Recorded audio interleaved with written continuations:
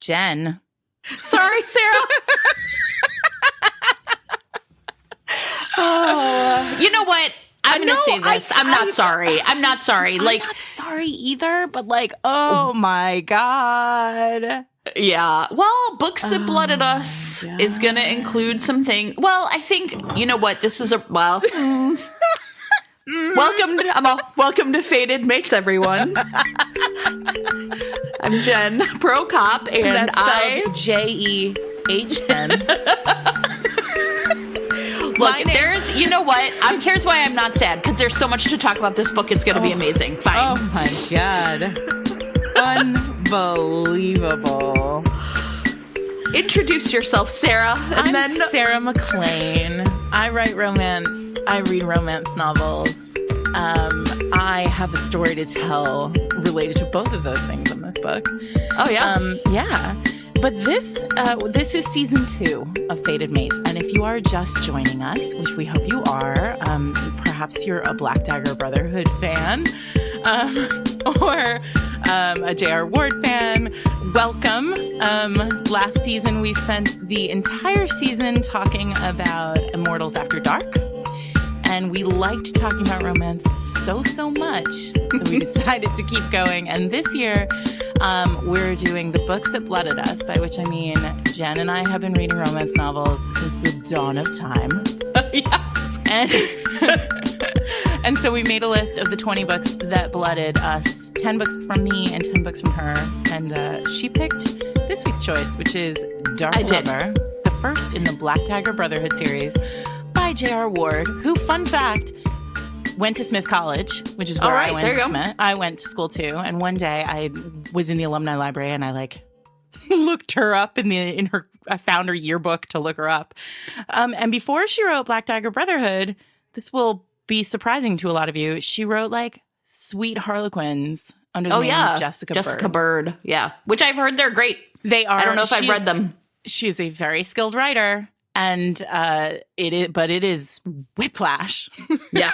Going from Jessica Bird's Harlequins to J.R. Ward's shit-kicking, 7-foot-tall vampires. Wild vampires. Anyway, Jen, tell everybody why you picked it.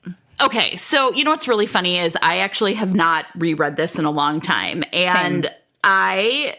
It's in a way I regret that I didn't pick whatever the, titles, what are they? Especially this series where they're all the same.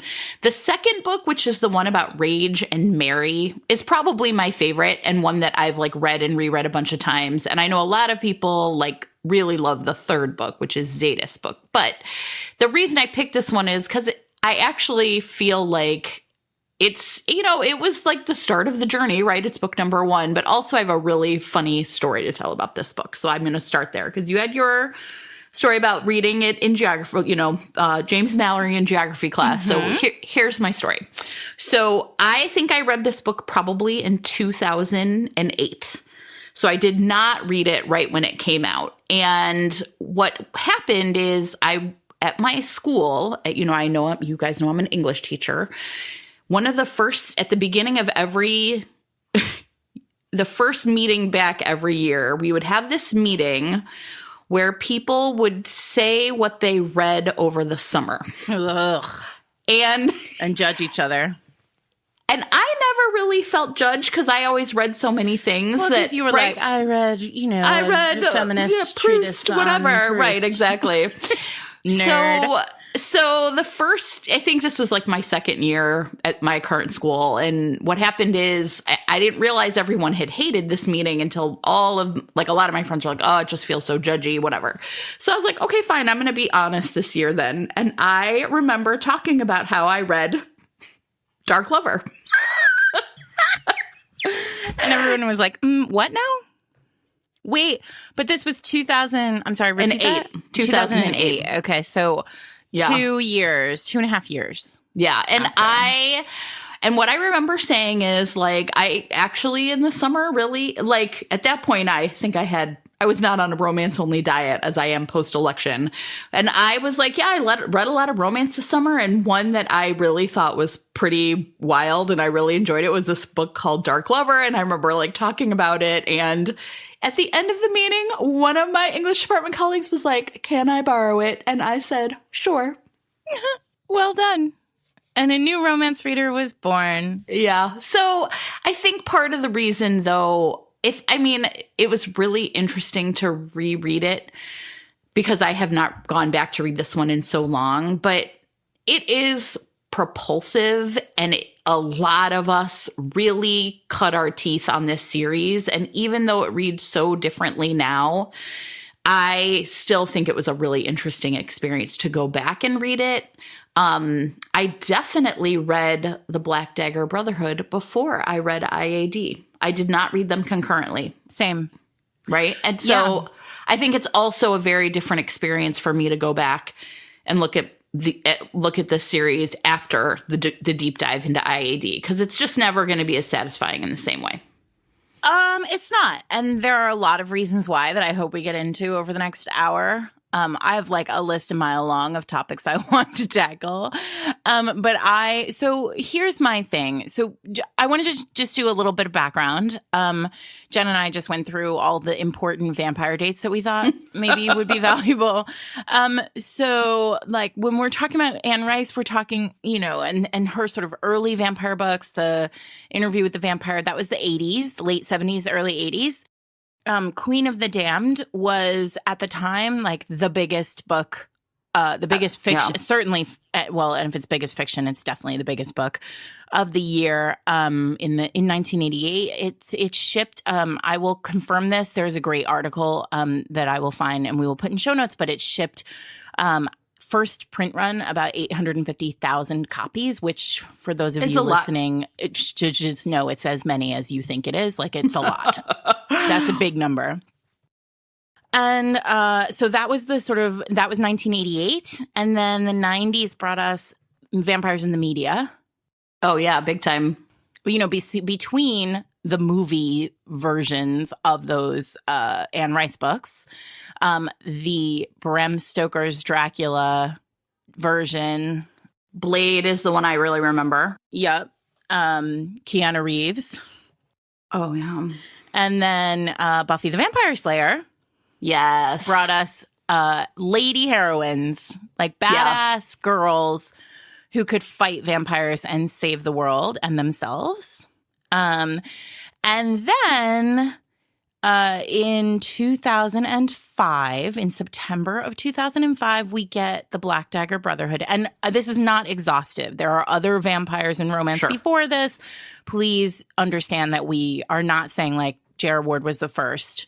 But I think she is an important text when we talk about vampires in romance.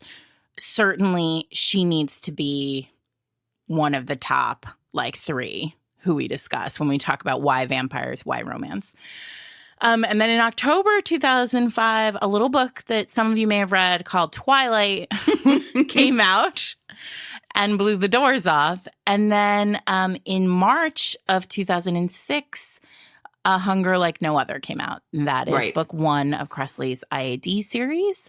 But interestingly, last year we talked about the fact that IAD, the series starts with A Hunger Like No Other, but there is a 0.5 novella that is, we couldn't ever figure it out why this novella got pushed in before the series starts. But so the series Hunger Like No Other came out end of March 28th. And A Warlord Wants Forever, that 0.5 novella that we made everybody not read first, came out February 7th. And I really think that's probably because Kresley's publisher was like, vampires, like Twilight is happening, Black Dagger Brotherhood is out, like, what can we do? And Kresley was like, well, I guess I could write a prequel. Again, I don't know Kresley. I don't know her publisher, but looking at these dates, it sure looks like that's probably it.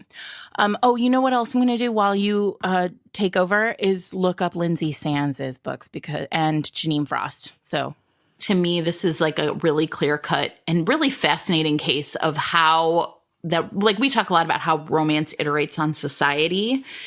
And to me, like, sort of Blade the movie with Wesley Snipes, which was, I don't know if you saw it. My husband and I went to see it in a movie theater, and I remember really feeling like I had like never seen anything like it before. There's like a scene where they're all like clubbing, and they're like dancing, and like blood comes out of the sprinklers in the ceiling. I mean, it's just really like sexy and intense. And then I think like that and Buffy, like when I think about it sort of intellectually, it makes sense that romance would sort of like pick up these threads and like be like, something is happening, right? In these stories, we want to like, in the past 5 or 10 years, and we want to like sort of weave them into what's happening in romance. And especially the other books that were coming out, which became really big later, were the Sookie Stackhouse series. So I feel like, that urban fantasy was sort of picking it up. And so maybe that like permeability between romance and that genre kind of was leading to it. Mm-hmm. And it's just like really interesting to like look back at a big explosion of like kind of vampires everywhere and wonder, like what was happening? What were we really tapping into? Yeah, I want to say 2 other things. Like, it is important that we say that Lindsay Sands was writing in 2003 vampires. She started her Argonaut series, which is 29 books long or something. It's massive. The new one just came out and is selling a bunch. Still a hugely popular series. And that started in 2003. And Janine Frost's series started in 2007. So, yeah. I mean, we're taught like everything. Look, romance.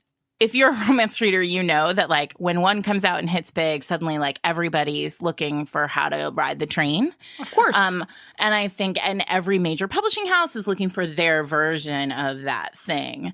Yeah. And J.R. Ward, I mean, she hit pay dirt here. I mean, like, she came up with this series about a brotherhood of vampires and the conceit, and I actually think the conceit is really interesting, is they are not made, they are born. And just like they are, interestingly, in IAD, like there's this sort of some are made, some are born. In this case, they are all born. Mm-hmm. And they don't feed they feed, obviously, they feed on blood, but they also eat and drink. Yeah. And they must feed from another vampire. It is usually somehow sexual, and it is cross-gender platform, gender lines. And I mean, in 2019... Sure. It's all, well, right. There's a lot, right? That's a problem in this. Like, there's a lot of gendered language. I mean, like, everybody's a female. Yeah. Well, males and females, right? Like, it's very... Right. Yeah, that's the kind of stuff that's like not aging well. And it's funny because she's still writing books. And now she's written a sort of very famous queer couple, like male couple who she wrote, over time through the series. And what's interesting is this is a good example of, last year we talked about it over and over again, that like at the beginning, there are moments where you think, ee, and then like the series evolves along with time, just like romance does. So, Dark Lover, but there were definitely moments that for sure, when I first read the series in 2009 or 2010, I did not blink at. And this time around, I was like, oof, there's a lot of like problem here. Here's the thing I'll say too, that I just think is like interesting. And like a lot of these really long running series, I haven't kept with. So and with the Black Dagger Brotherhood, I read, it was funny because I was going back through, I read the first 3 or 4, and then I got to like Fury's book, which I think was 5, and just stopped reading it. It was just not the book for me. And then I actually went back and read one more, I think, and then I stopped. I haven't really read more. So I actually am pretty curious now to read kind of a newer one to see how she's dealt with some of these issues that are not aging well, and see how they're like sort of how it's evolved in her books. But, that's something I think if we have listeners who are still reading her, I'd be really interested to hear how some of this stuff is playing out now. Yeah. So, where do you want to go first? let me just do a really quick plot overview. Yeah. And then I think we'll end up talking about some of the stuff that I think we think is like really exceptionally sort of like we, kind of took us back to like a moment of like, ooh. But I also want to talk about why it worked for so many of us, because there's a lot of us who really read and loved these books. And I think it's worth digging into like the why, even if those reasons don't exist now. Yeah.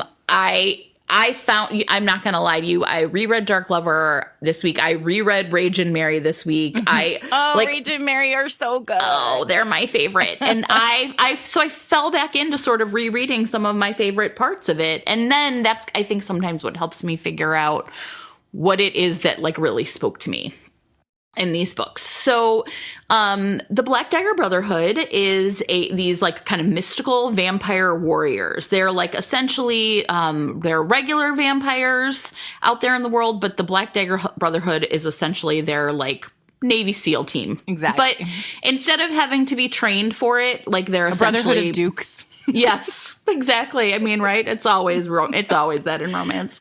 But it's it's a little bit like Wrath, the main character of this book, is king. So like it's also like a little like the Scottish medievals where like all the warriors are working together. Sure. It's very steeped in romance. Like if it is not a complicated conceit. It's not a complicated world to understand. Yeah, exactly. The book essentially opens with Darius, who is like Wrath's like kind of second in command, actually getting killed by their enemies, which is this really interesting, I think we can spend a lot of time, which is a group of other kind of paranormal creatures called the Lessers. And these are men who have given up their souls and sold them to someone called the Omega. They are emasculated in this process. They keep their souls in jars and they smell like baby powder. And they can't get an erection. Right. And it's really interesting. And as opposed to the virility, right, of absolute virility of the Black Dagger Brotherhood.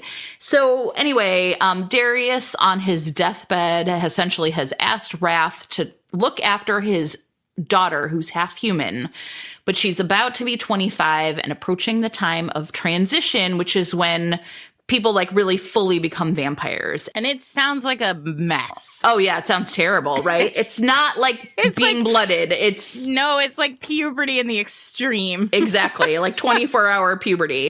And except that you need to drink blood. And also like have a lot of orgasms, but I guess I don't know. That's it's too, maybe fine.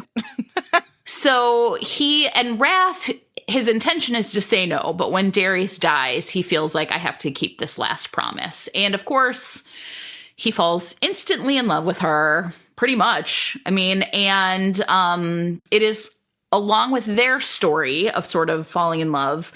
This book is also jammed in with subplots, and it's a real big hallmark of J.R. Ward's writing and of this series. Many. Yeah, that she is. Well, because it's urban yes. Here, let's get to it. It's urban fantasy. So yeah. I don't read urban fantasy because I don't care about all these subplots. I mean, ultimately, look, you guys, I've said 1,000 times, and I apologize again to those of you who like bemoan this on Twitter, but like I don't read spy novels because I don't care. Yeah. Like, about the war or the killer or I don't care. And so I want these two people's phases to mash together, and that's basically all I want. But this is why I don't read, like, this is why I'm like, I've never read Alona Andrews. This is why, like, I just don't. And this is honestly why I avoided paranormal until until like 2009, 2010, because I felt like, I don't care. Can I tell you? She's doing a lot of really interesting stuff in here. Oh, God, I think it's fascinating. Here's my theory, though, is I was kind of reading this one and thinking about how it was different from, is Lover Awakened the one with Mary in Rage? What's the fucking name of that? Would you look it up for me? Like, Jesus, Sarah. No, they're all lovers. After this, it's all lover something, and it's nutso. If we were doing this, it would be like, I forget it. If we were doing this, we'd be like Lover, Rage, and Mary, which is frankly what we should call it. Okay, let's do that. Lover Awaken is Zadis. Oh. Lover, Rage, Bella. and Marry. Okay, listen. Lover, Rage, and Marry is what I'm going. That's amazing. Okay.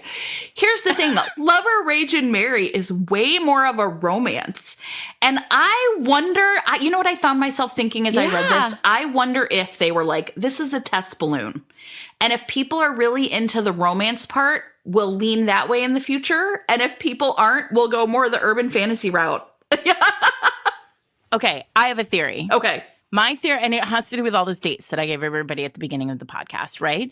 My theory is J.R. Ward wanted to write an urban fantasy series. Yeah. She put it together as an urban fantasy series. She pitched as an urban fantasy series.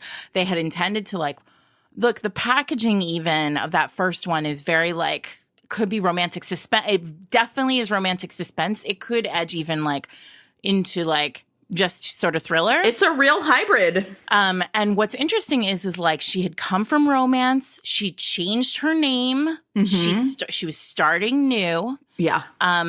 And she had specifically given herself, she'd done the Nora Roberts treatment, right? Where she'd come from classic contemporary. She was moving into something else. Again, arguably urban fantasy. The, blah, blah, blah. What is that? The Even Rourke, Nora Roberts, Even Rourke series, the In-Depth series, right?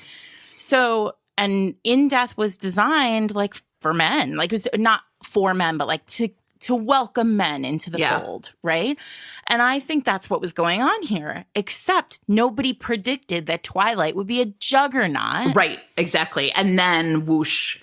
And then I have to assume that romance, first of all, I wish we had a time machine to go back to that. Oh my period, God, don't right? you? I feel the same way. Because I also feel across New York City, there must have been romance editors all sitting at their desks boggling at Twilight. the fact that YA had produced this romance novel that was bananas popular. And trying to figure out how to capitalize on it. Sure. And basically these what romance could do was say did you like the parts where Bella and Edward kissed? Do you wish they'd done more? Come on over to our house. Yeah. I mean, I think that's a part of it. I actually really feel there's something about the difference between the first and second books that makes me think that a course correction happened. Yeah. I mean, also it's just good business. Yeah, of course. And here's the other thing. J.R. Ward is nothing if not an excellent businesswoman. I'm also going to post, we're also going to put in the show notes, this remarkable, basically article about her from her local I don't know. I think she lives in Kentucky. It's from Kentucky Monthly Magazine, where they go out to her house and talk to her about being a juggernaut in romance. And she's basically I am I'm a brand. J.R. Ward is a brand. This is what it means. And it's really interesting. And the reality is I have no doubt that she saw the market turning and she was I am going to ride that vampire train. Yeah, that absolutely. Kissing train as far as I can. But what's interesting is I think, and again, I don't know J.R. Ward, but I know where this series has ended up. Yeah.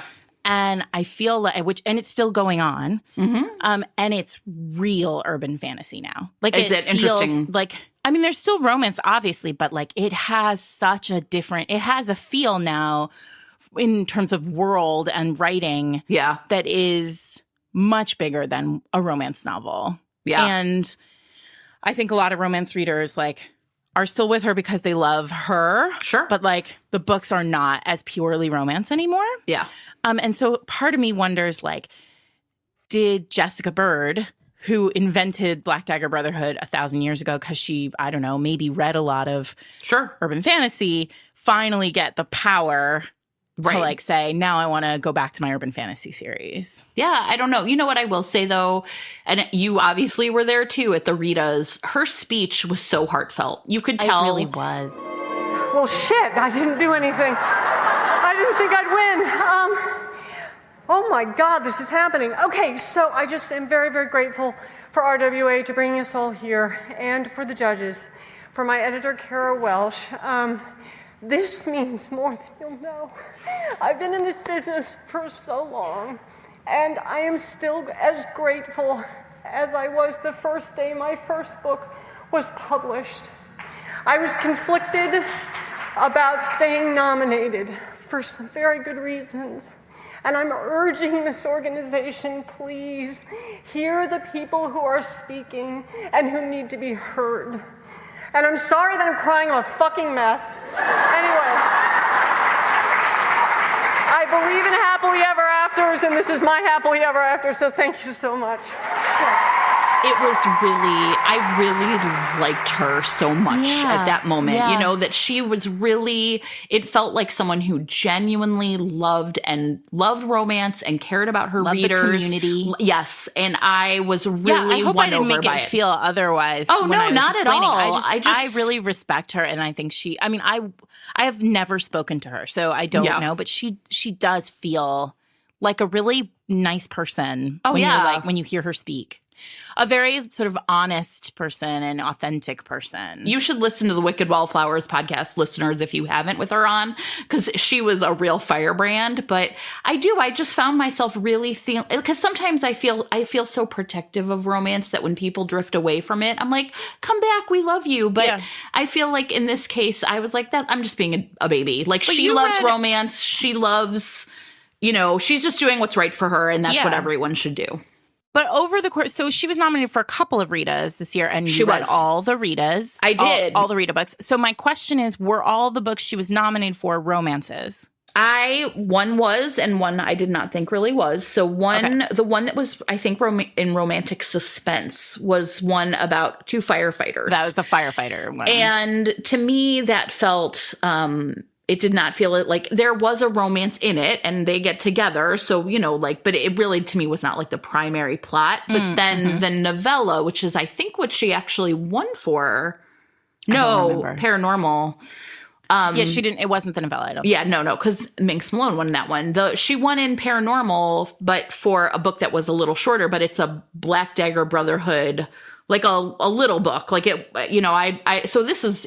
It was really tight on two characters, and it was also very different. It didn't have as much of the head hopping of people. It was really pretty stuck on the heroine's point of view, which you find out later why. But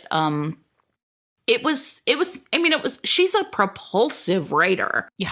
Well, that's the bonkers thing when you're reading these books, and there is so much. Okay, first of all, she does the Cressley thing where she the chapters are super short. Or if they're not the chapters that are super short. The sections within them, yeah. There's so many different scenes. We're in so many different characters' heads. So we're in Raph's head. We're in Beth's head. We're in Butch's head. A lot, which I didn't really expect at all. Butch is a police officer who becomes the hero of one of the first 6 books. Yeah, book 4, I think, right? And he's human, and somehow is allowed to hang out with them. And then you're in Mr. X's head, right? Then you're in the villain's head. Mm-hmm. And you're in Beth's father's head for a little bit of time. She's just exploring a lot of different pieces of the world. Yeah. In a really interesting way, but somehow I'm not bored. When I read these. I will say this, not at all. Later in the series, I read, so I'll tell my story. So I read, because I know one of the things we want to get into is why, because I think this book reads very differently in 2019 than it did in 2009 when I read it. 10 years have put a little bit of shadow on this book for me. Mm-hmm. But back in the day, in 2009, I was not, I think I've said this before, I was not a paranormal reader. I didn't read Cressley's books until 3 or 4 years ago. So in 2009, my sister, who was a huge paranormal fan, and I had just started my first 9 Rules was about to come out, and I was realizing that I was going to be talking a lot about my history in romance and the books that I loved, and that paranormal, which was still sort of in its heyday at that time, was a real it was a whole world I couldn't really see. I hadn't ever dipped a toe in it. It felt really big, and I wasn't really that interested in it because, I don't care as long as their faces are mashing together. So my sister was like, well, you have to read. I was like, give me some books. Like, tell me who I should read. So she gave me a list. Cressley was on it. J.R. Ward was on it. Lindsay Sands was on it. Nalini was on it. So, you know, it was a good solid, now looking back, like it was a very solid list. Sherilyn Kenyon, who of course also wrote vampires. So I started reading Black Dagger Brotherhood. So I was like, all right, I'll start with this series, which seems big. Sure. Like I've heard of J.R. Ward, like these are big books. So I downloaded Dark Lover, read it in like a day, and then was like, what? Yeah. And I remember on the first, like on page like 3, somebody says like, well, wrath is about as comforting as a sawed off, and like keeps moving forward. And I stopped and I called my sister and I was like, I'm confused by this whole genre. Right. Like there's language in here that I don't understand. Like, what does sawed off mean? And my sister was like, a sawed off shotgun. And I was like, what? And then it was like, okay, well, so I come from historical, so okay, we don't have those in our world. And then it was like sawed off, shit kickers, like, and then it was like all the brands. There's so much brand. There's so much. Oh yeah, like, right. All the cars, language. Right. So the much phones. coded language around masculinity and like weaponry and like. Oh yeah. There's so much stuff packed into this book that I really did feel like I was like in a new world. And I want to talk a world. I know you do too. Talk about world building.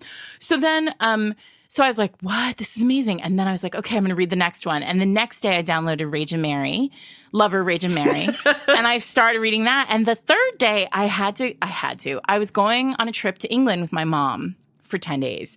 And I was like, what am I going to do? So I downloaded the first 6 or 7 books in the series. I downloaded, for those of you who follow the series, straight up until Lover, Hex, and John Michael. Oh, see, I never got that far.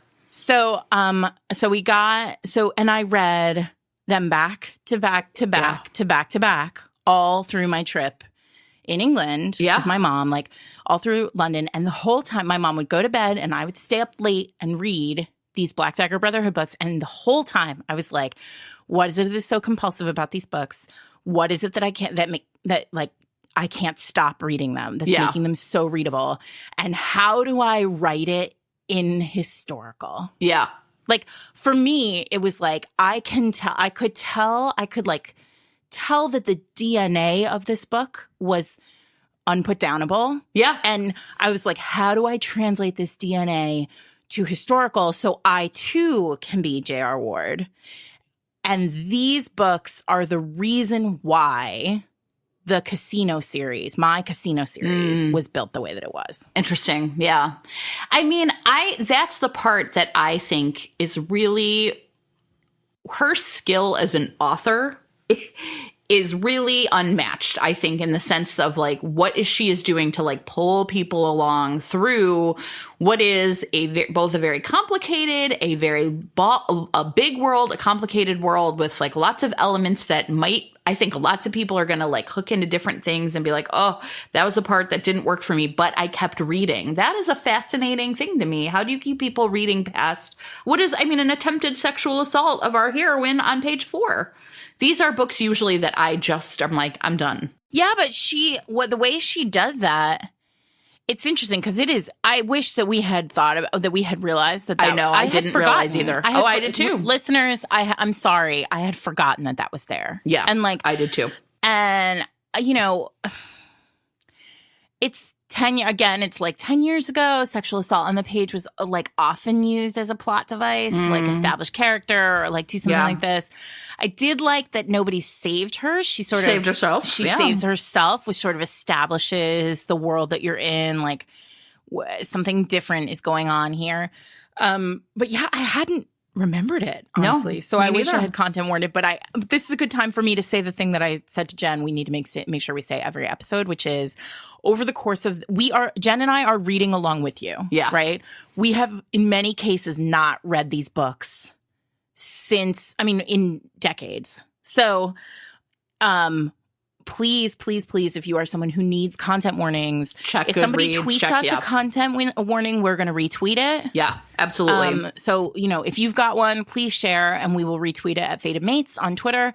But if you need them, please, please, please go to Goodreads and look at the content warnings and the reviews there before you dive into some of these books, because there will be problematic content. And we hope you trust us enough to know that when we hit problematic content, we're going to talk about it.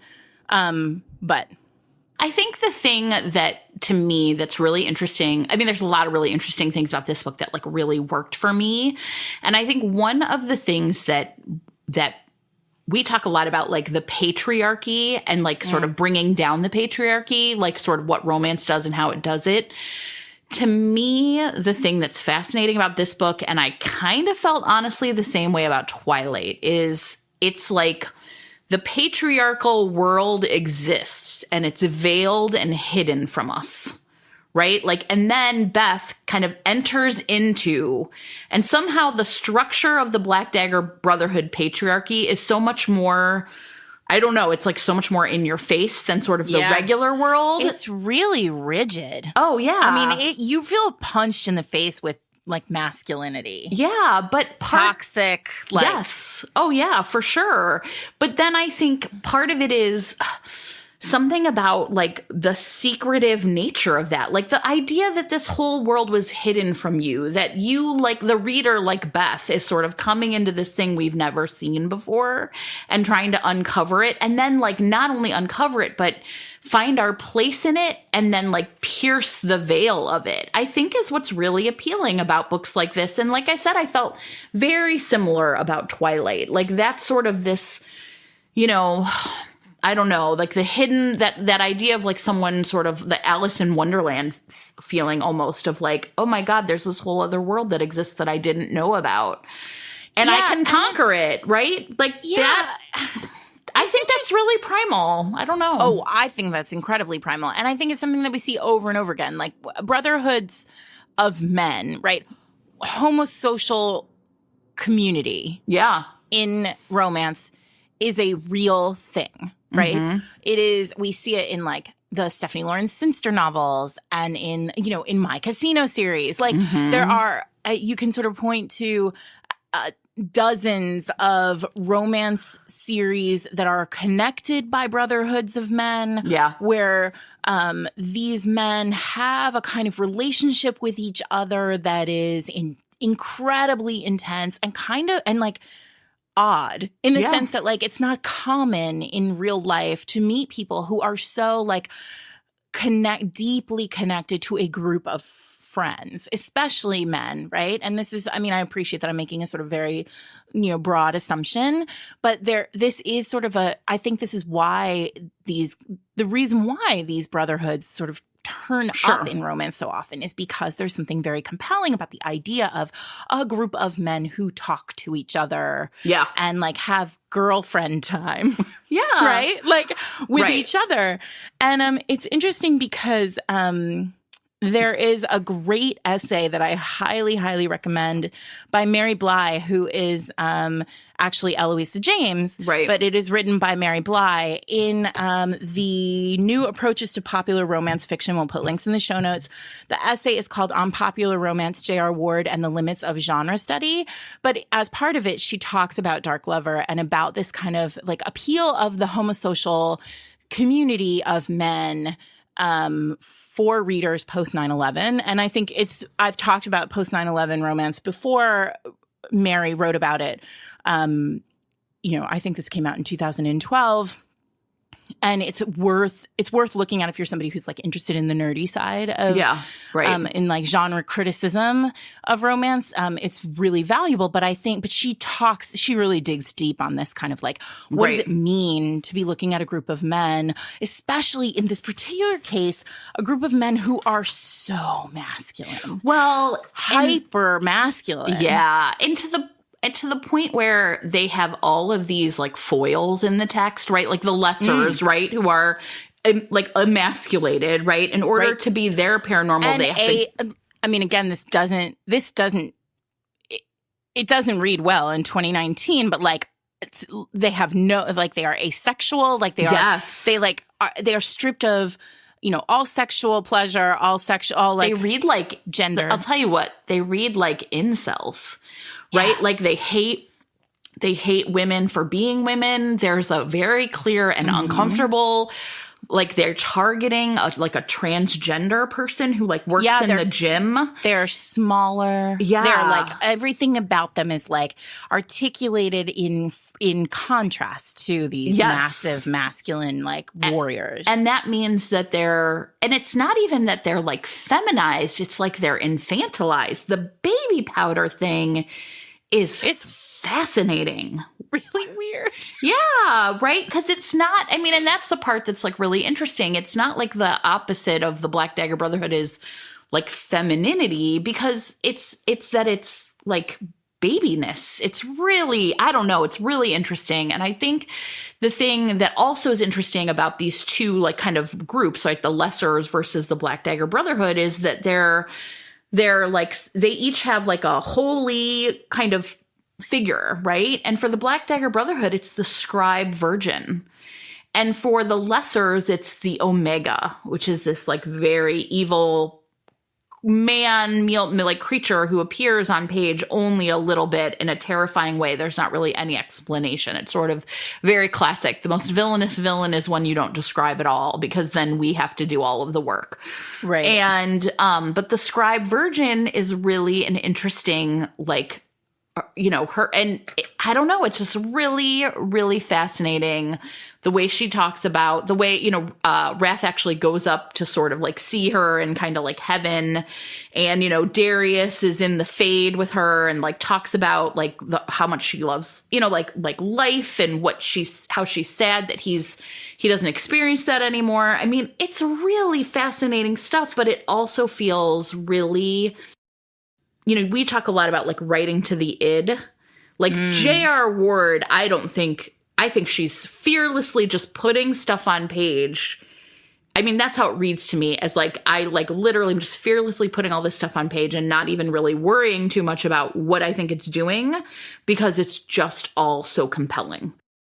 And then there's ways now, though, when we look at it, we're like, wow, there's so much going on. I mean, even Wrath and Beth's like romance, it's really interesting to me, was not all that, like at some point he's like, I love you. And I was like, why? Why do you love her?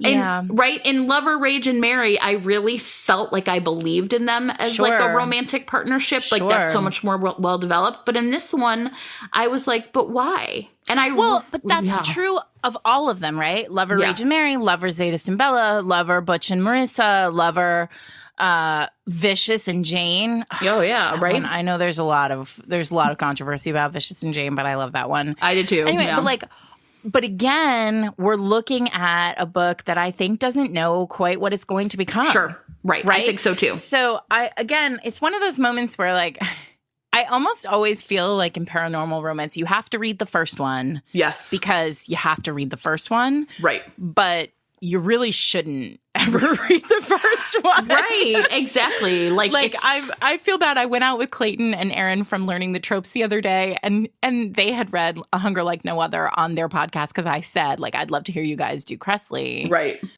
And then they were like, and I was like, well, it's not the best. And they were like, why didn't you give us the best one? And I was like, because it's the first one. You gotta know where, I mean, it's hard. Paranormal's hard. This is why I think a lot of readers feel like there's such a high barrier to entry. But sure. Because can we talk about the world? Yeah, that's what I really, and I think I had forgotten how it feels like out of time, this book. Like, for all the incredibly like millennial. Sure. Not millennial meaning of a time, not like a generation of people. Like for all the like things that in the early 2000s were popular that are thrown in here, like the Cadillac brand Escalades and cars, like, and stuff that really does sort of make the text of a time. The whole world, like this place where they live is a hellhole. Like, Yeah. it's filled with criminals. Everyone's getting raped all the time. Sure. Like, everyone's having, like, the police are just, everyone's getting murdered all the time. It's dirty. There are homeless people everywhere. There's a lot of prostitution. Not that, and what I mean by, and I say this, like, with all, and there isn't a lot of like sensitive treatment. In fact, no. That's being kind. Right. There is no sensitive treatment of like prostitution, homelessness, sex workers. None of it. Like these things that I think have nuance. There's none of that here. It's like we live in a shithole. You know what? The human world is a shithole. Yeah. You know what it reminds me of is in comics. There's always like a stand-in. It's like the Watchmen. Like but it's like Gotham or right. Like this isn't. And it's fascinating to me because it's not New York, right? Like I'm like, it's vaguely upstate. Yeah, it's like Rochester maybe, but I don't know. Like no, but it's like no. It's like no place. It is no American city. No American city is like this. It is like cities in comics. It's like Gotham Yeah. or it's like Watchmen, right? Well, where that's it's the just thing. and that's the part though about like urban fantasy. This book really dives into the idea that like modern America is sort of broken in a way that is not even worth talking about sensitively because it's not worth fixing. Whatever battle is happening between the Black Dagger Brotherhood and the Lessers, between superheroes and supervillains, essentially, is happening at some scale that is greater and bigger than humanity, which is just like a backdrop. Yeah, That's how it read to me. So I have always sort of thought, as you know, like I've always thought that the rise of paranormal is built on the back of this kind of need for big bads who can literally save the world, right? Right. When we small people cannot save the world from like terrorism or unknown enemies, like unseen enemies. I mean, the rise of comic books is about war, world war, right? And you need heroes that are bigger than just like the boy down the street who is going to war to die. Yeah. Right? So I've always believed that. But interestingly, on this read, the battle here isn't for humanity. No. It's not for the world. It's for their own survival. Yeah, It's absolutely. like we protect ourselves. Yeah. And I had this moment. I mean, it's kind of a bummer, though. I don't want to talk about it. But I did have this moment. I'm sorry, Just you guys. say I'm about it, to yeah. say something that's kind of a bummer. At this moment where I was like, maybe this is just like sort of like there's something very nihilistic about this in the sense that like it feels like humanity's like already you lost. just said, like we don't have to fight for the world. And it felt really American to me, like this sort of post 9/11, like, you know, we fight for ourselves and like screw everyone else. Yeah. Kind of.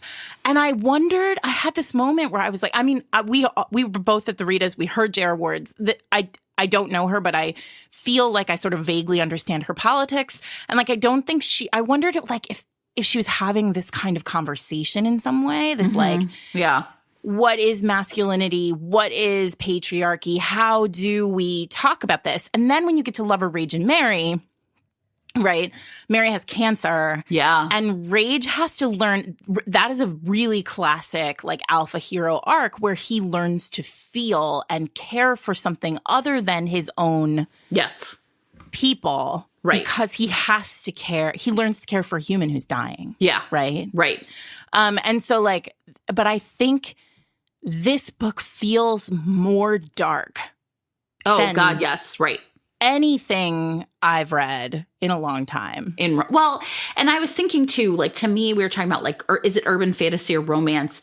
And I would like to suggest, and it just like kind of popped into my brain, that one big difference between urban fantasy and romance is whether or not you get the villain's point of view. And so the fact that in this book, there is a sense of the villain being a person with a past and a history, and we know what he fears and what he's trying to accomplish and achieve, and that we are put in that dark point of view, I think is very anti-romance in some ways, right? That even in romance when there's like sort of an antagonist, it's not all, they are always other. They're always like, we don't really get them on the page. And I found myself thinking that along with like sort of the real terrible condition of the town, the fact that we are so in the Mr. X's point of view is a real way of like the most explicit way in which this is not romance to me. Yeah. It doesn't feel like romance to me either by the end. I feel like it's romantic and it's sexy and the love story is very solid. Yeah. But it doesn't get there for me in the way that the next 4 books in the series do. Do you ever read, and I honestly was sort of curious to do it, is at some later point there is Beth and Wrath come back and have another book. Well, they come back twice, right? There's a very important subplot of, I want to say, Lover, Zadist, and Bella. Because she's trying to get pregnant. No, I think this is a later... Well, Bella gets pregnant. And then there's The King, which is another book about them. And that's the one I haven't read. I stopped reading at Lover, John Michael, and Hex because this is a pitfall of binge reading paranormal or binge reading really anything. I imagine it could be a pitfall of binge reading the Bridgertons too. Is John Michael is a child through the first however many 6 or 7 books, and then he goes through the transition and becomes this like badass like massive vampire and is the hero of a book. And I had like been sailing through these books and I hit that book and I just couldn't I couldn't suspend my disbelief that he was a child. He was a child for me still. Yeah. And I couldn't do it. Even though he was not. I want to be very clear. Sure, he was not. He was not. Yeah. Text. And if I had been waiting a year every book, he would have aged up in a different way. Yeah, exactly. I stopped at Lover Fury and whoever Fury was with because wasn't she like a witch or a fairy or something? There were 2 things about that one. The one was Lover that Fury. It was clear that Lover Fury, like it was a subplot in its own book, their romance. And I was like, I'm in it for the romance. But also I really have a hard time with addiction stories. And the fact that Fury was a drug addict was really hard for me. And it's not that I think what I want is for people to like be cured and be whole and have that journey towards wholeness and then to find love. Because every time they're finding love and trying to get clean at the same time, I'm always really worried about it. Sure. It's that classic, like, when you go to AA, there's a whole discussion of, like, you should be a year sober before you start a new relationship. Like, Lover Fury wasn't my favorite either, but I don't remember why, honestly, because I was blowing through them so quickly. My actual favorite is Lover, Revenge, and Nurse. I can't remember. I feel terrible. So you can look it up because I will tell you, I did read that one. And I think what happened is I was at, a Barnes and Noble and it was like it had just gone to paperback. And so I was able to pick up a hardback and I was like, oh, I used to like these. I should read this. And remember being like, oh, this was really fucking good. Yeah. But then I didn't. That's the second. Go anymore. Book 7. It's book 7.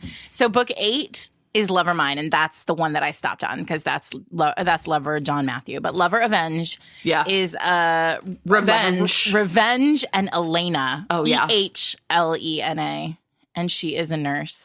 Can we talk about heroines? Yes. So it is virtually impossible for us to talk, I think, probably ever about a paranormal romance and not compare it to Cressley. Sure. And so I want everybody who is listening to please understand that you all know how we feel about Cressley and IED. And so, like, take everything we're about to say with a grain of salt. Right.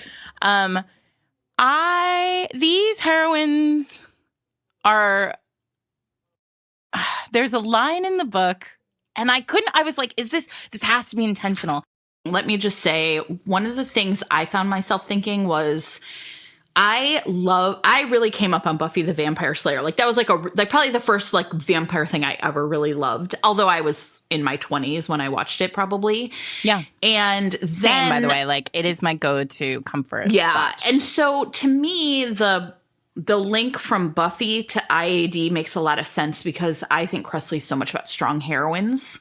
Yes. And when I read this, I was like, it's all that big dick energy from Buffy, but given to these male characters. Yes. And I felt like that's probably why I never loved them. Right. The same way, because it's about a woman. I mean, Beth is the only female in this book, the only woman in this book. It's about a woman entering a man's world and making, like kind of elbowing her way into it. Yeah. Whereas the books I tend to prefer are ones where it was like a woman's world all along. So I have two thoughts on this. One is like super duper feminist nerd, and the other is like related to the text of this book. Okay. Which one do you want first? Super feminist nerd. You're like, I always want that more. Always. Give it to me. So, okay, I felt the same way. And for the same reasons, like coming off the Valkyries, I'm like, what the fuck? First of all, if you're going to put a bunch of people living in a house together, why are there not like shit talking Valkyries in this house? Yes, right? So there's, and like, that is one of those moments where, like, if I saw this, if this were a review that I read on Goodreads, I would text it to Jen and I would say, this motherfucker wants a different book. Like, they're not reviewing the book. Right. So I want everyone I can hear it now. Like, if you have come to us as a J.R. Ward fan and you are mad at me for saying that, I apologize. Like, it's just it's a me problem and not a you problem. Absolutely. That said, I could not stop thinking about Susan Faludi, who recently I met. And so I've been like thinking a lot about Susan Faludi's like work. And Susan Faludi, for those of you who don't know who that is, she's a feminist. She's a feminist author. She's an activist. She's a journalist. She's a Pulitzer Prize winner.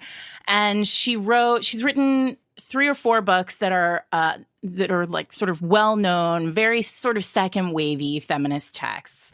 But a book that she wrote, I want to say it's her most recent book, but at least her second most recent book, was written right after 9/11. And I'm sorry that I keep harping on 9/11, but I think it's important. And it's called The Terror Dream, Fear and Fantasy in Post 9/11 America. And basically I have a lot to say about this book, and I highly recommend people. We'll link to reviews of it. It got a ton of attention when it came out in 2007. And it got very good attention, very bad attention. Like, it was definitely an incendiary text in feminism and in like American social studies. Yeah. But basically the argument here is that the terrorist attacks of 9/11 resulted in this kind of a resurgence of patriarchy and a renewed attack on feminism and on women.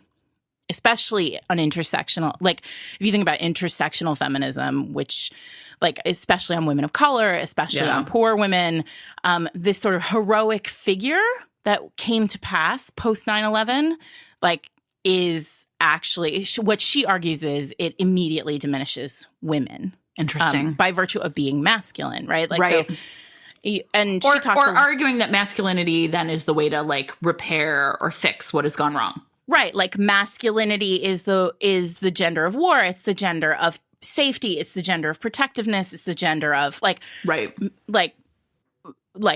all of that belongs to the masculine and not the feminine, which of course is nonsense. And that's what she's saying. Anyway, so the reason why I'm bringing this up is because I kept thinking about her. I had just been reading, I've just been sort of like rethinking her. And I kept thinking while I was reading this, like what you just said, this kind of like, where are the women? Mm-hmm. What are we valuing in these books? Like, what is the text saying? And why did that work so well for us in these days? Yeah. Right. But it was happening in Twilight too, to point to your, like, Bella's basically alone. Yeah. Like a girl on an island. Anyway, but what I wanted to say, the sort of less nerdy piece of it is at one point it's at location 4885 on my document. She actually, so we're in this like great scene, this scene that I love so much, which is the scene when they get married or mated. And then all the brothers carve her name. This is nuts. I know, on his so okay, here's this weird, like, this is, again, the world building is so fascinating. As part of, like, the like legend of these vampires, like, if salt gets in their wounds, they never heal. Yeah. So, so he has, so when you get mated, your brothers, so there is also this, like, implication that every vampire in this whole world has a brotherhood, right? Like, Sure. This is like a ceremonial thing. So your brothers carve the name of your mate on your back. Yeah. In Old English. And then they pour salt water over it so that it never be scars. undone. It's like you're basically scarred with the name of your mate. And I mean, like, on a very, like, pure id level, I'm here for this. Like, Sure. You're like, it's like I'm both delighted and disgusted so by wrong it, right? and It's so like, great. It's so wrong and so good. Like, basically, that should be the subtitle of Fated Mates forever. Like, it's so wrong and so good. Yeah. So this is happening, and you're sort of horrified, but also, like, kind of into it. And then she's looking at, and her name is Elizabeth, and so it's written across his back. And she's looking at it, and he says, "Are you okay?" Because she's clearly like, what the fuck just happened? Yeah, right. Weird thing that happened. And I mean, I think it's worth also pointing out that during the whole thing, like, she's like, what is happening? Like, this doesn't have to happen. Like, what's going on? This is all super weird. And like, one of the other mates in the crew is like, it's one of the only times another woman's on the page. And she's like, let your, she's basically like, you have to let him, you're mating a warrior, Wellesley says. Let him have his honor in front of his brothers, which also is like, yike. You are awarded one yike. Yes. So, okay. I basically also have this whole scene highlighted. Yikes. So then she's like, okay, she's staring at the scar on his back, which is fast healing because, you know, he's king of vampires. And then she says, so he says, are you okay? And she nodded, wondering why she couldn't have been named Mary Or Sue. It's not a coincidence. It can't be. No way. It can't, like, it just, no, right? No. And so it's one of those moments where it's like, J.R. Ward is telling us in the text, like, she's not a Mary Sue. Yeah. And here's my question. What is she? Is she really not? Yeah. Like, and here's my other question. Is she not a Mary Sue in 2009, but like kind of a Mary Sue in 2019? Here's the thing I would like to posit. All right, yeah. ready? Or is it just, I'm sorry, one other thing. This is my third question here, because I don't, again, like, I feel like I'm being mean about this, and I don't want to be, because I really do love these. Like, I love thinking about this series a lot. But is it possible that she reads that way to me because by virtue of the fact that she is alone? Here's what I would say. One of the reasons I really liked Beth as a character is she felt pretty normal, right? Like, she's like, yeah, shit happens. I'm just going to roll with it. I'm just going to work hard. Men are kind of like, everything about her seemed really normal. And yet these men who have like sequestered themselves from women and from femininity and from womanhood in all of its ways are like, oh my God, she's so special and amazing. And I'm like, no, she's all of us. Just let us in. Yeah. And that's how I felt. Yeah, I really do feel like this book is doing different work. Yeah. Like, it's having, and this is the thing, this is why, like, I feel like listeners are going to be like, Sarah didn't like that. And it's not true. I really actually loved reading this book. Yeah. In the sense that, like, I loved the dialogue it seemed to be having on every page. And here's the other thing. And I mean, like, J.R. Ward went to Smith. I went to Smith. Like, I know what classes she had to take. Like, I know J.R. Ward knows feminism, second wave feminism, upwards and downwards. Yeah. So, like, every time masculinity is on the page, I know that there's a conversation happening. I do too. But it's like what I always wonder about with books like this, with all of romance, right? It's like, where is the fine line between like putting it on page to like take it down, and when are we putting it on page and holding it up? Yeah. Well, and this is the thing, right? Is timing too. Like, of course, in the world, masculinity is so hyper valued at this point. Like, we start seeing like firefighters and soldiers, and we're seeing constant visions of war, right? That hyper masculinity becomes valuable. Yeah. So how can you have a conversation about that when you're sort of establishing like the world of your book is like the world of our book, but like on steroids, right?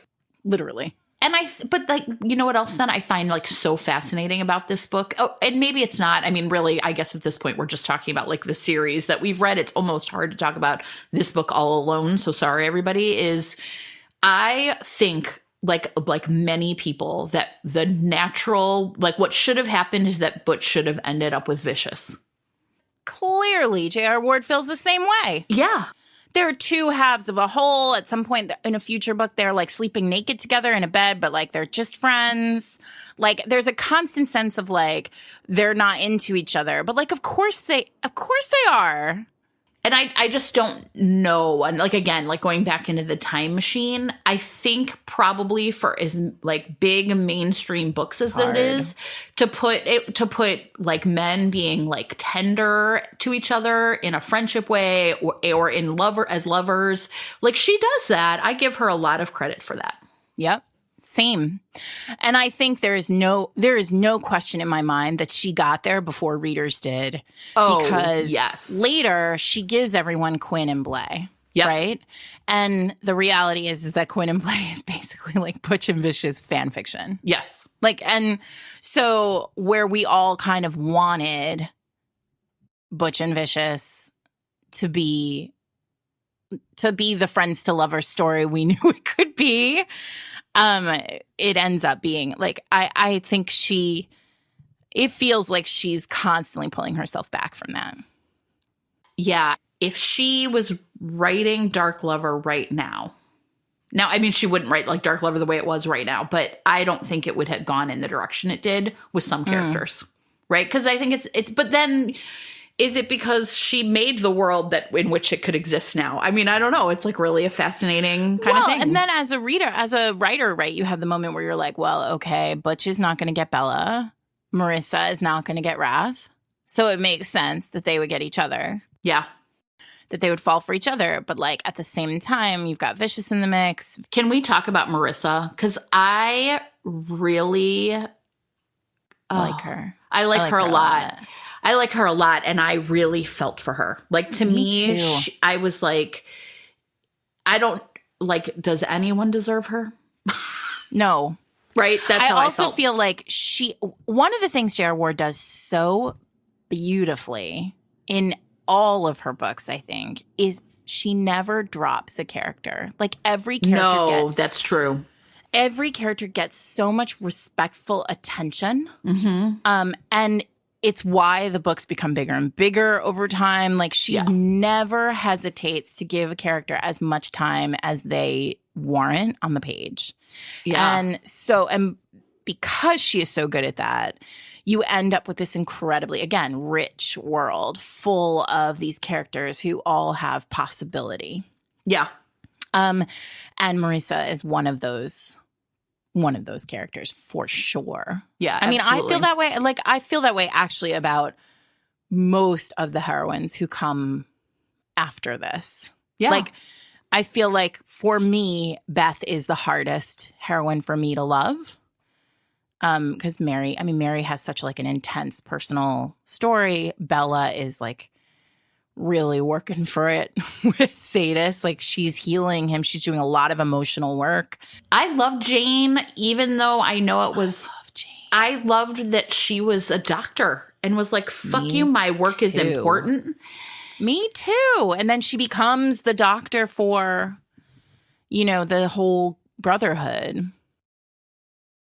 I mean, I like the doctor, Havers. Yeah. How do we feel about Fritz? Dobby the house elf. I mean, that's Sarah. basically what he is. Like the whole time I'm like, just give this poor old guy a sock and let him leave to have his retirement. You know what I really struggled with? The fact that they're fucking called dogs. The doggin. I was like... Oh, yeah. It did not pronounce that way in my head, but now Oh, you said really? that, I can't take it away. I mean, like the servitude piece. Yeah. But like there is a moment where Beth like goes to shake his hand and he's like, oh my God, can I touch her? And I'm like, oh my God, he is Dobby, the house elf. Yeah. Although that's really interesting, the word, I mean, okay, yeah, it's just terrible. I can't talk about it because it's too much. But what's really interesting to me is one of my favorite scenes in Lovers, Zadist, and Bella. Yes. All right. Is Fine. the part where like she goes into the meeting, right? And the whole house is essentially rocked with the waves of hormones coming from this one woman's body. I love it. Right? This scene to me is so primal. It's amazing. Wrecked by female hormones. I love it. And what happens is this amazing moment. The way they talk about like if you are a man lucky enough to be with a woman during that time, you're serving her. Yeah. And it's Vicious who's like, you're not going to serve her. And he like hikes up his dick and is like, I'll go do it. Right. Yeah. And so it's a really interesting the way that word is used throughout the text. Yeah. Servitude. Also the way that it's portrayed throughout the text, right? Because poor Marisa, right? Like she is so, okay. So the design of this world requires that Wrath, as a grown vampire, needs to feed off of a woman. Yeah. A female vampire. But he's not married to her, although she is his mate. There's this sort of like theory that she is his mate. So there's a lot of weirdness that goes on here. But he never got the Marissa tattoo. I don't know how he got out of that one. Yeah, it's fine. It's romance. It's erased by romance. So she goes to him to feed him, and she gets pretty much nothing out of this except for like the ability to serve the king. And it feels real. Well, there's a whole race of chosen women whose job it is. It's not great, man. No. I don't love it. Here's the thing. No Valkyrie would ever stand for this. Josie would throw a fucking Ferrari into that house, and that would be the end of it. Serve this. I would like to serve you up 2,000 tons of metal. Oh, my God. Yeah, I don't know. I mean, I think that's the part. I think this... Yeah. But all of this is just, like, with all of this, at the end, you think to yourself, like, but I read every word of these books. Like, I tore through these books. Tore through them, absolutely. And they are delicious. And I will say, but I stand by my statement that this is not the best one. Like, yeah. He is not the best hero. No. She is not the best heroine. Their love story is very odd. Well, and I think that's why it's like because the book's doing too much work. Yeah, it's building the world. It's why, in a weird way, I'm sort of interested to go back and maybe look at this one that's the king, because I do wonder if she was like, look, readers needed or I have more to give them about these two. And it's like a really interesting thing, I think, when authors, I mean, I would like to categorically state that I can only imagine that J.R. Ward rolled into the publisher and was like, you know what I want to do? I want to write the next book about those people I already wrote about before. And the publisher threw her money. I was like, yep. And so that to me, I mean, I think it, like you said, I think her commitment to them as characters who are like going on, who still are evolving, who are still growing throughout books, like those lines that she's laying. Yeah, she's doing a lot of really interesting work. Yeah. Like she's doing like, I mean, I don't want to spoil this, but what happens with Torment and Wesley? Oh, Wesley. It's Wellesley. Yeah. What happens with Tussie as a Smith grad? What's going on there? I mean, that feels like a metaphor. Oh, wait, I want to talk about blindness. Hold on. Yeah, go ahead. So, like, I think what happens there is real risky. I mean, I wouldn't have made that choice. No, I mean, but that's, again, the urban fantasy thing, I think, where it's riding that line where like bad things are allowed to happen to beloved characters in this series that is not the case normally in romance. All right, you want to talk about blindness? And Only because it's really funny. This is... He's not. You know, he's like, I realize he's not actually blind. He just can't see great. Well, here's the part that's like hilarious, though. I don't understand. Here's the part that's amazing. So, you know, I don't know. I have like... Really, I don't have a great memory. Kelly often remembers everything for me. But, you know, sometimes people say things and you just like it's stuck in your brain forever and they're like random. And I vividly remember I took a class on like American novels in college forever ago. And the only thing I really remember this woman saying that my teacher was, I remember her like just like throwing it off really casually, like, well, blindness is always a metaphor. And I just remember being like, oh, okay. Because, you know, she's like, you don't have to make any character blind. So what does it mean? And I'm like fascinated like I always was really fascinating. But isn't the blind king a thing? Well, I'm now making, like, maybe I'm making that up, but I feel like somewhere in like the deep recesses of my literature brain, there's a blind king. Well, there's Oedipus, who blinds himself. In Greek mythology, seers and like oracles are often blind, right? Because they can see things at a different level, right? And I think that's the part is like, but Wrath's blindness is to his like the needs of his own people, right? This is a book about him essentially like taking on the mantle of king, which I think is really fascinating, right? He's just like, I'm ignoring all this shit I don't want to deal with because I don't want to be king, because I hid when my parents were killed, right? Because I couldn't save them. Mm-hmm. But so I think it's just like really interesting because it's also here he is so powerful and yet he has this very specific and real, what should be a real... Again, it's very superhero-y. Like, who's that superhero Daredevil who can, like, fight even though he's blind? Mm-hmm. I feel like it's like his senses to everything else are just, like, really magnified. Well, and right? It's sort of established right from the very... I actually really love that first scene, which is from the perspective of... Well, it's sort of... It starts from the perspective of Beth's father, who's going to ask Wrath for help. And then it switches to Wrath's POV. And Wrath, at one point, he's like in this club and it's loud and it's filled with humans and he's able to, it does establish him as them all as superheroes. Like he can wipe everyone's mind in the club. Like he can move at one point, lock doors and turn on candles. Yeah. The first time they like have sex, he's like, I put the cat in the bathroom. Like he sort of like moves everything. That cat, by the way, disappears. Oh, I love that they were cat people though.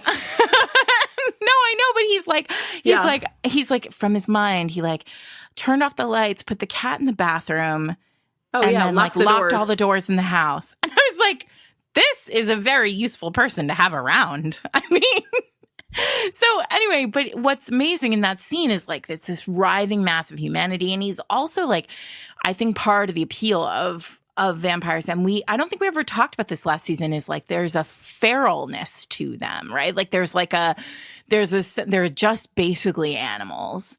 Yeah. And so he can smell every person in the club and they're all afraid of him because he's pure terror. She establishes I think that's how she describes him at one point. And he's like, and he smelled Darius. Darius, is that his name? Mm-hmm. Yeah. He smells Darius coming because he's the only person who doesn't smell like fear. Right? And like, that's really like it's such solid characterization. Like, bam, page 2. I didn't know what a sawed-off was, but I knew who this guy was. I was so young and innocent. Then, like, later on, like, several times I kept, like, taking, like, screenshots and sending it to you, like, right? Like, they're getting Beth ready for the wedding, and Wellesley's like, he's not going to believe it when he sees you. And I'm texting Sarah, like, I was like, because he can't see, right? Like, it's this really interesting thing where, like, you know, she's not really committed truly to his blindness as being... No, because he's keenly aware of her beauty. Yes. Too. And Maurice's beauty. Like, he can see them. And so I think but maybe there's something there too. Like maybe he can see them. Yeah. Maybe he can see women. Maybe he can see femininity because it is the opposite. It is the antidote to toxicity. There's a lot going on in this book. Like, we could talk about it for hours. We really, really could. And I'm so glad you picked it. Because there is so much to talk about in it. And the best thing about romance from these earlier romance, these like primordial texts, and this is a primordial paranormal text, I think. Like, one of the reasons why they're so fun to read is because there's so much to mine in them.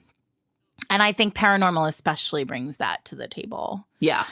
Where do we go from here? Oh my God.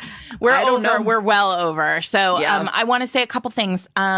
If you didn't listen to the interstitial last week with Andy Christopher, you missed our announcement that now we are taking voicemails.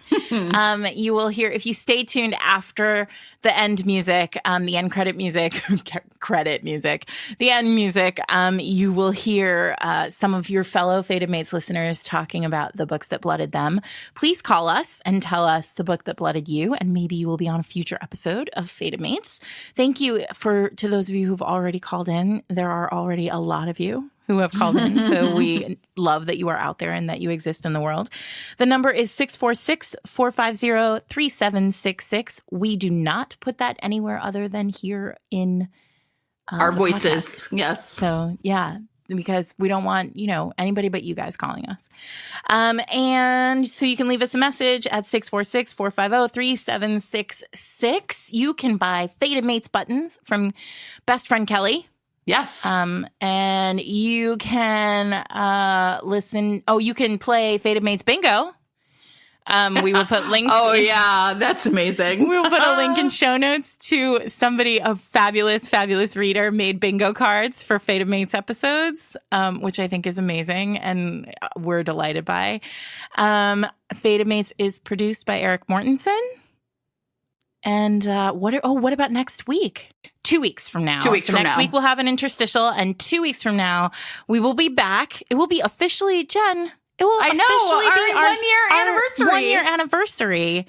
Our anniversary is Halloween, you guys. So, if you want to send us presents or stuff, that's our anniversary.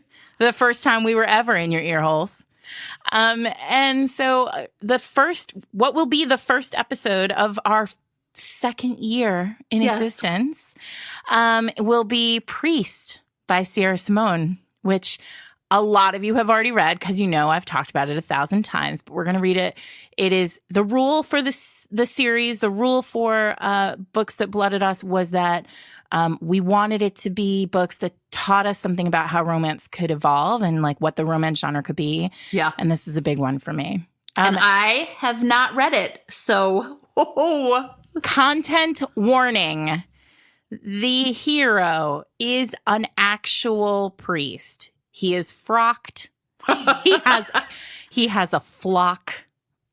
So if blasphemy in a Catholic church, and by blasphemy I mean like sex inside a Catholic church, is a thing that you think would not be cool for you, give this one a miss. I know a lot of you pervs are already buying it though. I have never read it all, so it's also in first person hero point of view. I know for a fact Sierra listens to every episode of this podcast. She's very nervous. Oh my God, happening. Don't be. It's going to be amazing. She's very worried Jen isn't going to like her after this. I'm going to love her probably more. She's also a genius, so. Well, Eric complained the other day that he had to make our ending music longer because we just talk for 20 minutes after we start ending the episode, and I think we've done that again this time. Sorry, so, not sorry. You're welcome. I think the ending music should just start now, and then it'll maybe be a voicemail from a listener. Yeah, it will be a voicemail from a listener after this. There you go. So stay tuned. We love you guys. Until next week. Bye.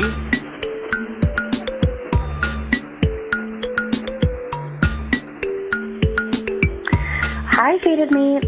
Okay, so the book that blooded me is When Beauty Tamed the Beast by Eloisa James.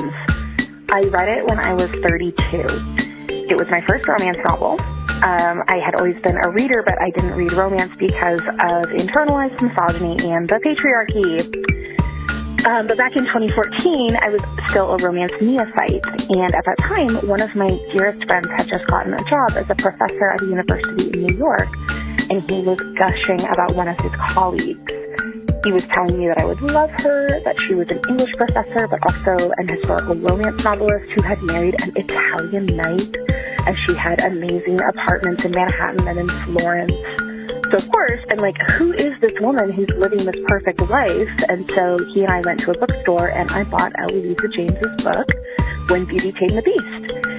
And then because I was carrying around all this anti-romance patriarchal baggage, I expected it to be silly, and I started reading, and it is silly, but in the best possible way. The whole plot involves a woman who is ruined because she wore a dress that made her look pregnant. That is ridiculous. And yet, this book is wickedly delicious. It's atmospheric. It's set in a remote castle overlooking the sea. There's these weird and hilarious side characters. There's all this sexy banter between the hero and heroine, and he's a rude, grumpy Dr. Beast, and she's a feisty and tempestuous and sarcastic beauty, and then there's this natural bathing pool carved into the rocks overlooking the ocean, and they swim in it, and it just, I don't know, this book just smashed through all that patriarchal oppression I had internalized about romance, and as I read this book, all I could think of was yes, yes, yes, yes, yes. So that was When Beauty Tamed the Beast by Eloisa James. My name is Kelly Gerner, and you can find me on Instagram at @SpacedKelly. Thanks.